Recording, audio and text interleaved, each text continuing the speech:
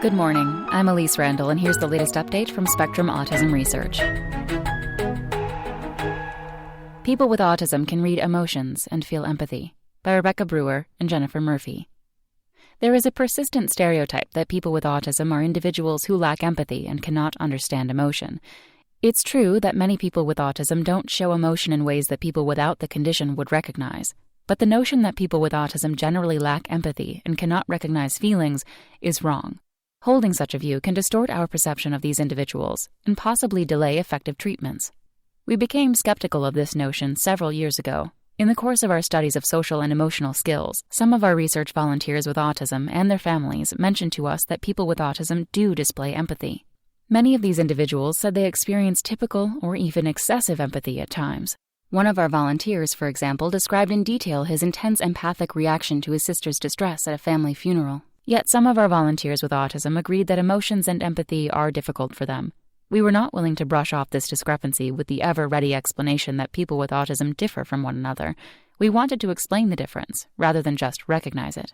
So we looked into the overlap between autism and alexithymia, a condition defined by a difficulty understanding and identifying one's own emotions. People with high levels of alexithymia, which we assess with questionnaires, might suspect that they are experiencing an emotion, but are unsure which emotion it is.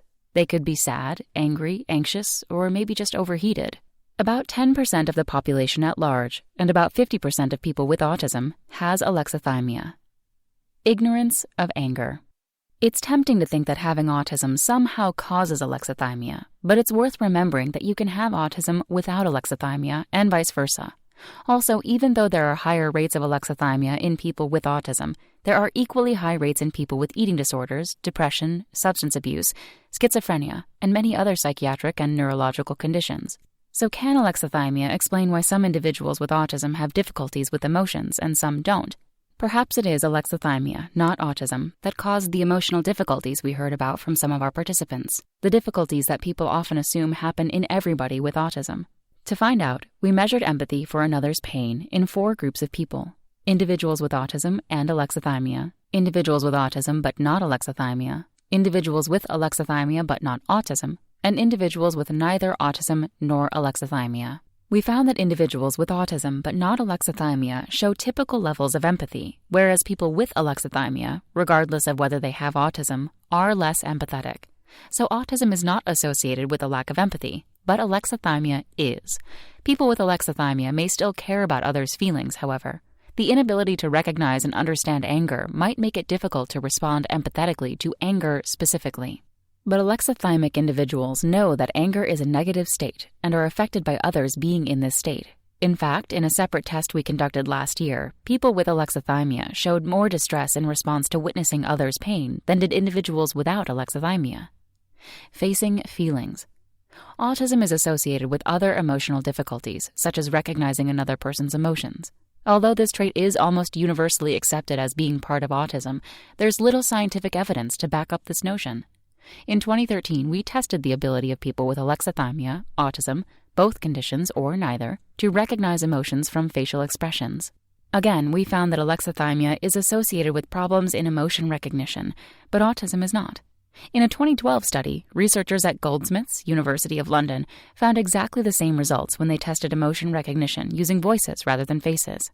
Recognizing an emotion in a face depends in part on information from the eyes and mouth. People with autism often avoid looking into other people's eyes, which could contribute to their difficulty detecting emotions. But again, we wanted to know, what is driving gaze avoidance, autism or alexithymia? We showed movies to the same 4 groups described above and used eye-tracking technology to determine what each person was looking at in the movie. We found that people with autism, whether with or without alexithymia, spend less time looking at faces than do people without autism. But when individuals who have autism but not alexithymia look at faces, they scan the eyes and mouth in a pattern similar to those without autism. By contrast, people with alexithymia, regardless of their autism status, look at faces for a typical amount of time but show altered patterns of scanning the eyes and mouth. This altered pattern might underlie their difficulties with emotion recognition. Emotional rescue. We think these results, and the others we have found since, disprove the theory that autism impairs emotion recognition. If people assume that someone with autism lacks empathy, they will be wrong about half the time, because only half of individuals with autism have alexithymia, Making this assumption is unfair and can be hurtful. What's more, our work demonstrates that we urgently need tools to help individuals who have both autism and alexithymia understand their own and other people's emotions. Meanwhile, people with autism who don't have alexithymia might focus on building their own emotional strengths to mitigate the social difficulties associated with the condition. At the same time, alexithymia doesn't preclude acting in a pro-social and moral fashion.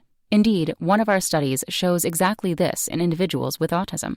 Although people who have alexithymia but not autism find it acceptable to say hurtful things to others, people who have both autism and alexithymia do not. We think people with autism use other information, such as social rules, to decide whether what they say will be hurtful, rather than relying on their understanding of emotions. We recommend that researchers test some of the basic assumptions about the capabilities of people with autism. Importantly, they should try to separate the impact of autism from that of conditions such as alexithymia that frequently accompany it. That's all for today. Check back on Monday for more content from Spectrum Autism Research, or go to spectrumnews.org.